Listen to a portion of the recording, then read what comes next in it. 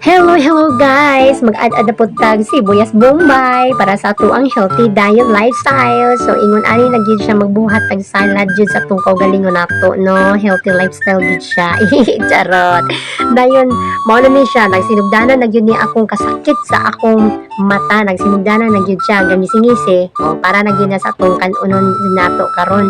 O okay na kuno kaayo karon kay nagkuha naman akong mata, naghalang na magmaayo ang akong mata.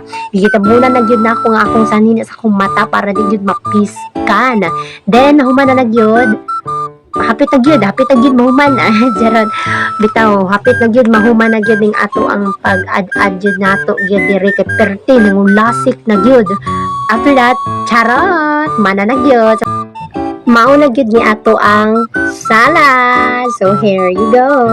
Then mag-prepare na po ta mismo sa ato ang mix para na po sa atong kaon-kaon na po for today. So karon na po mismo and mag-add na po ko og asin. Sige butangan na ako gibot so ako na lang mix gyud.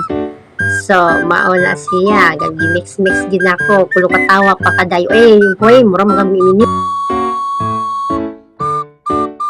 Then next na po sa ang patis para na po malami na po ang ato ang salad na po. So, buo na to gamay karyot kay di na to daghanon lang kay basin yag kidnihon o niya ka. No, ana na lang yun ang light.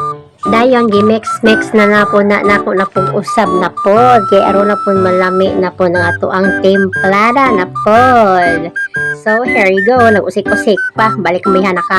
So there you go. Human na gid ato ang mix na kay ginagmayon na sa nato ni kay wa tay kwarta kay estudyante robata. So okay na kaayo guys.